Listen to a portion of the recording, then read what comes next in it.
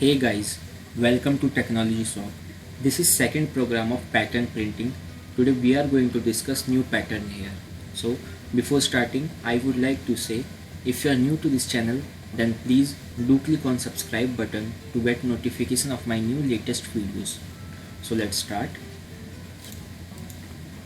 Today we are going to discuss this pattern here.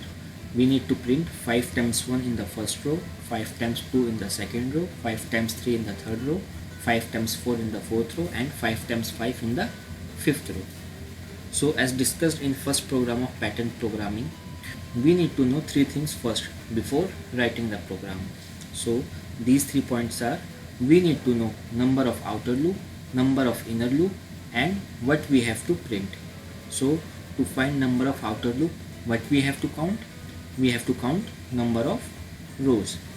So 1, 2, 3, 4, 5. We have 5 rows and our outer loop will run 5 times starting from 1 to 5. And our code snippet for outer loop will look like this. Now to find number of inner loop, what we have to count? We have to count number of columns. And how many number of columns we have?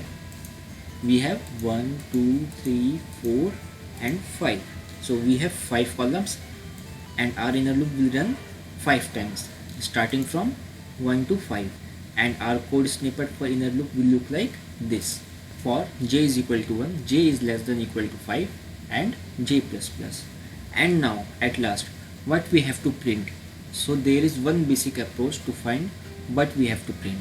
So to find that, try to generate your logic using outer and inner loop. It will help to print the changing value. So this type of value where row is changing, we can get using outer loop. So to find first row, we can see we need to print 5 times 1. For printing second row, we need 5 times 2. And to print third row, we need 5 times 3. And to print fourth row, we need 5 times 4. And at last, to print 5, we need 5 times 5.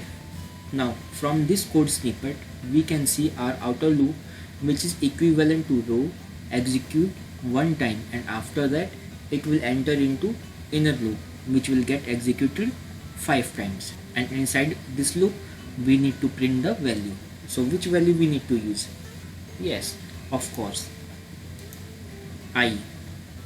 Because when outer loop execute one time and inner loop will execute 5 times, it means if we pick the value of I, which is now 1, and when inner loop starts for the first row, it will print 1, and in the second row it will print 2, and so on. And at the end, when value of inner loop incremented to 6, inner loop condition fails, and then control will go to the outer loop, where the value of variable I gets incremented to 1. And then again the same process will start to print the value. I think this is enough theory to understand the logic.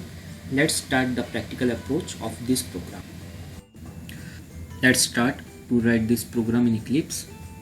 Right click on project, go to new and click on class. Give the name of your class.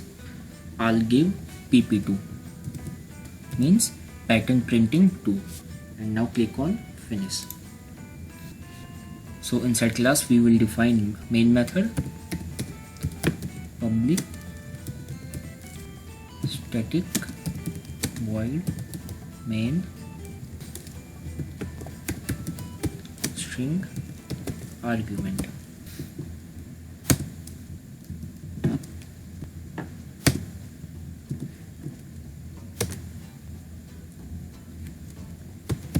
For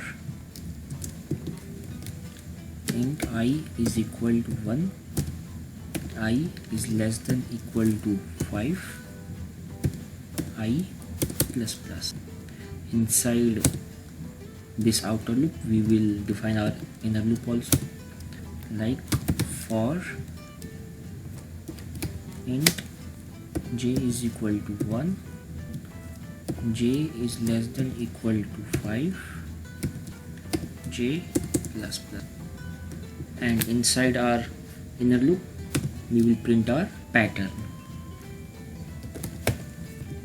system.out.print. What we have to print here? We have to print I. And in between our inner loop and outer loop, we will give new line statement like system.out.println. So there is no error in this program, everything looks good. Let's try to execute this program.